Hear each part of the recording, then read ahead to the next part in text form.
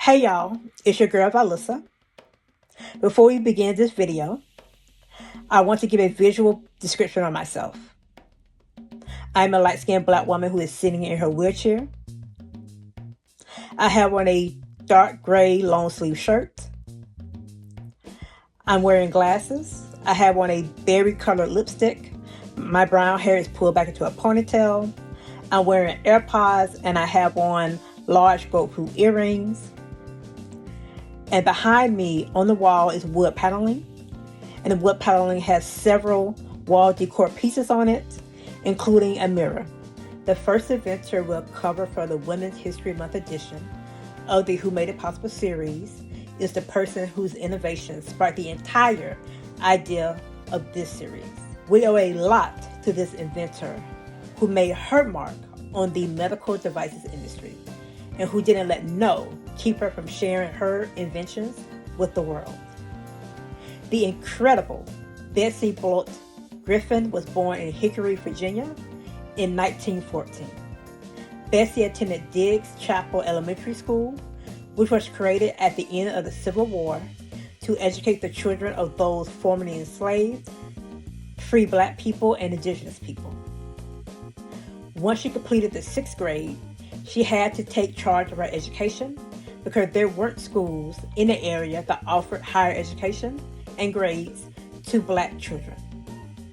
She got accepted into college at Union Junior College in Cranford, New Jersey. In her education pursuits, she received nursing training and became a physiotherapist. In 1941, the United States officially entered World War II while Bessie was still pursuing higher education. She decided to volunteer with the Red Cross's Gray Ladies at Base 81.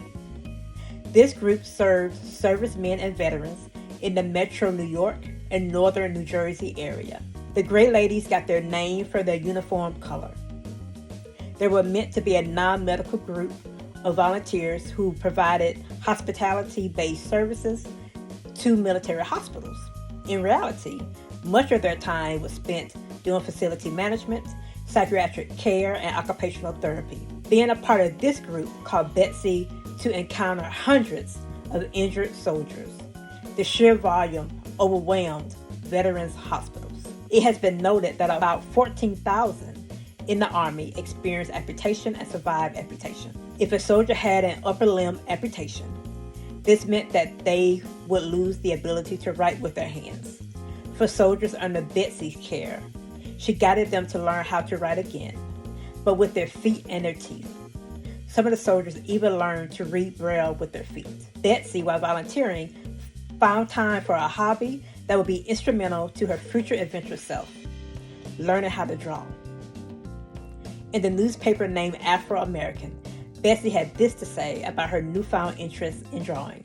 Quote, "This enabled me to design many devices for handicapped persons."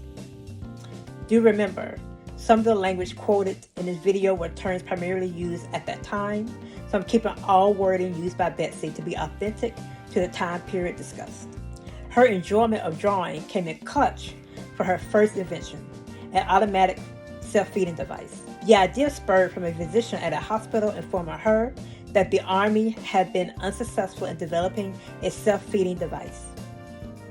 The doctor nudged her with the point: if she wanted to help disabled veterans, then ensuring that they could feed themselves independently is one way to go about her determination. Bessie took this nudge and spent the next 5 years creating a tool that could accomplish this task. During this time frame, she spent 10 months designing a device for those who had either an upper limb amputation or experienced paralysis.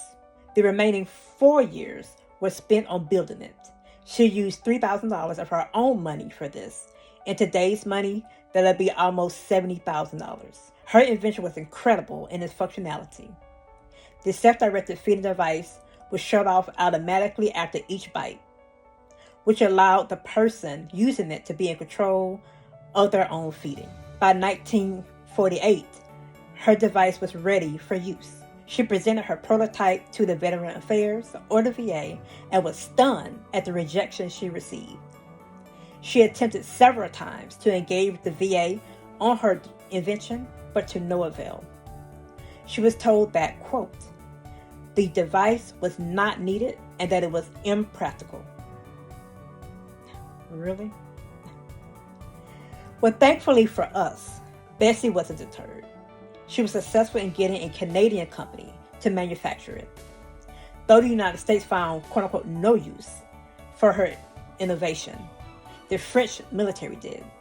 The French military recognized its potential and implemented it across their military hospitals. In 1951, she officially received a patent for her self-feeding device. Bessie had this to say about finally receiving a yes. A colored woman is capable of inventing something for the benefit of mankind. Bessie's innovative mind didn't stop at this one invention.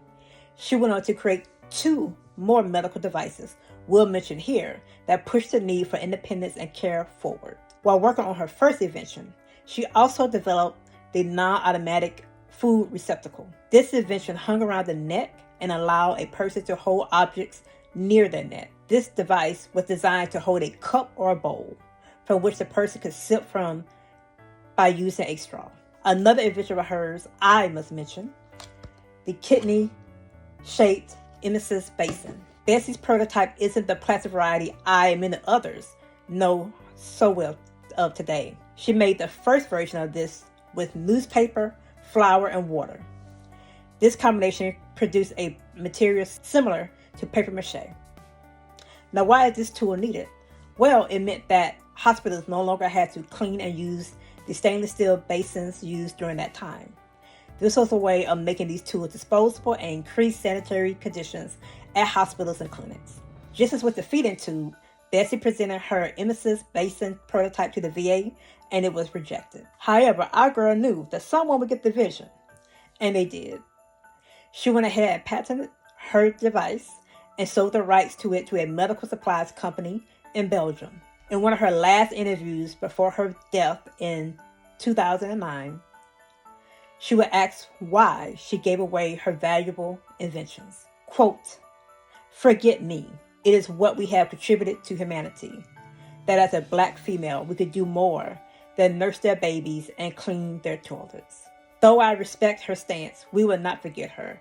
Bessie's ingenious thinking impacted the lives of disabled people of the past and the present. Innovations that benefit our community are needed. I'm grateful that the rejections Bessie endured did not discourage her. Instead, it pushed her to figure out who can be a supporter of what she was aiming to do. And that audacious spirit is a reminder that women, particularly Black women, will always find a way forward, regardless. So thank you for being tenacious, Bessie. We honor you.